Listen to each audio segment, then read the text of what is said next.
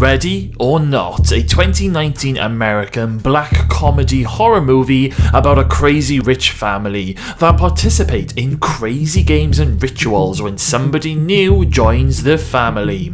But if a certain game ends up being chosen, then the game turns into murder. I've wanted to watch this movie for quite some time, and I was finally able to sit down and watch it just recently, and I loved every single moment of it. So get yourselves comfy, because I am taking you on another horror movie review journey. Ready or not, let's go.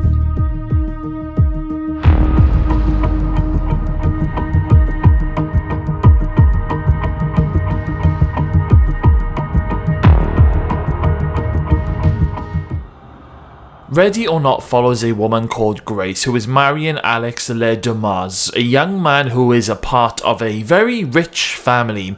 And when I say rich, I mean filthy rich. The De Dumas family are very particular on who joins the family. They are very suspicious on anyone who joins through wedlock, just in case the person is marrying just for money, which is very understandable. However, this family is a little bit odd. After Grace and Alex get married, Grace is told that she has to participate in a game as part of family tradition. At midnight on every new wedding day, the bride or the groom, which will of course be Grace, the bride in this case, she has to pick a card from a puzzle box. There are various games that can be drawn, but what Grace doesn't realise that if she picks hide and seek, this isn't going to be your normal average game of hide and seek. Of course, Grace does pick this card and she goes to hide somewhere in this very large and lovely looking house, not realising that the rest of the family are getting their weapons ready to hunt and kill Grace. The family believe that when the hide and seek card is drawn, they must kill the person who picked the card before sunrise, otherwise the whole family will die. It is believed by the family that they are cursed after an ancestor of theirs made a deal for the rich money and fortunes, and this whole hide and seek game is part of that curse. Grace must die, otherwise they will all die. Once the wheels are all in motion, the whole movie is pretty much a brutal game of cat and mouse, with Grace going through a hell of a lot of pain throughout this movie, but you really want Grace to win. Now throughout the movie we are led to believe that this family is just crazy. There is no such curse, it's just someone's idea of a sick and twisted game. However, in the final few moments of the movie, when the sun does rise and Grace isn't dead, the family members all end up exploding into pools of blood one by one, and it is flippin' amazing. I love the whole bloodbath scene in those final few moments. Turns out that the family wasn't crazy, they were cursed and Grace did have to die after picking the card, but that doesn't end up producing any kind of sympathy towards this family. We were all rooting for Grace to come out of this alive, and she did. So starting off with some positives now. I love how the use of horror and black comedy are blended in with one another. It's not easy to do that in horror. I am not a huge fan of comedy elements in horror movies, but it's done really well here. There are some moments that will literally make you laugh out loud for all of the wrong reasons, and then there are moments where you're hiding behind your pillow.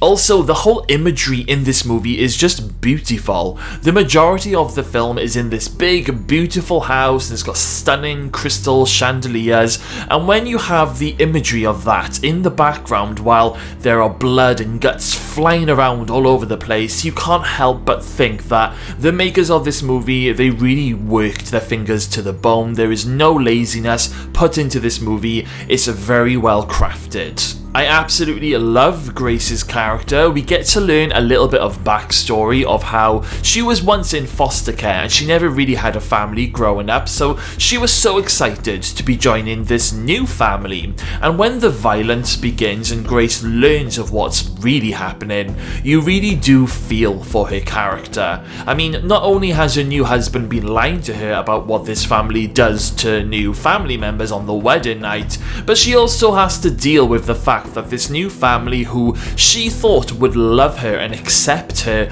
are now trying to kill her.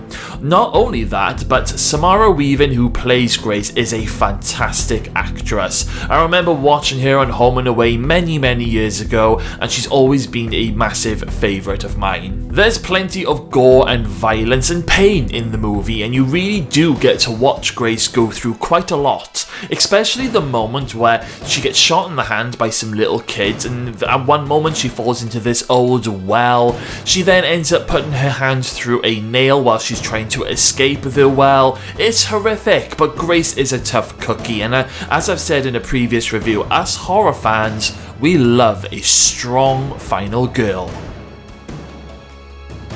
Of course, I also love the ending of the movie when each family member bursts into a pool of blood.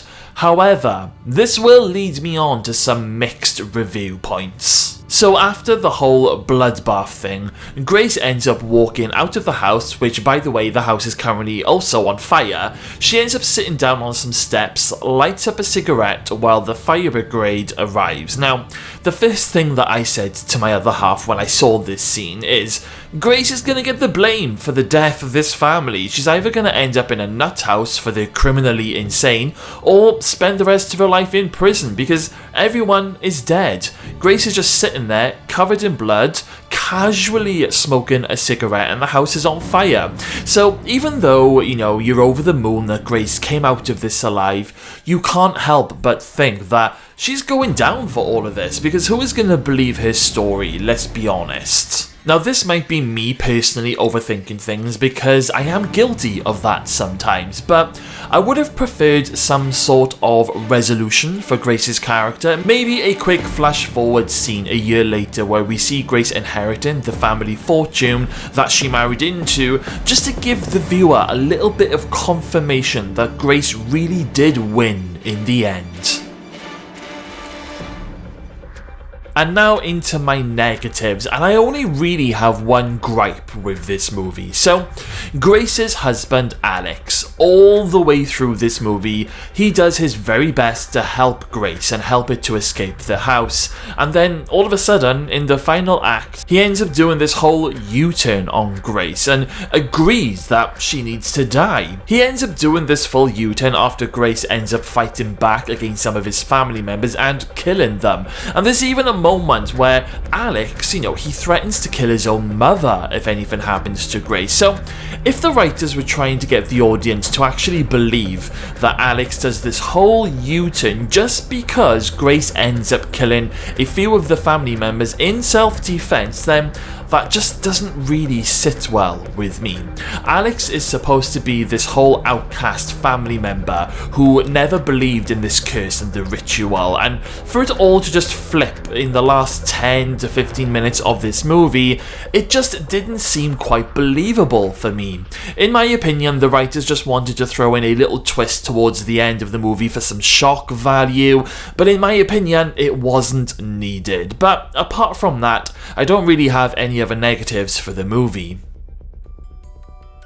I had a very good time watching Ready or Not. It definitely gave me Would You Rather and Your Next vibes, which are both awesome movies in their own right. I would definitely watch this movie again and again. I'd be happy to add it to my Blu-ray collection, and all in all, I am going to give this movie an 8 out of 10. But now, let's hear some of your thoughts. Do we have any Ready or Not fans watching today? If we do, then please let me know in the comments box below.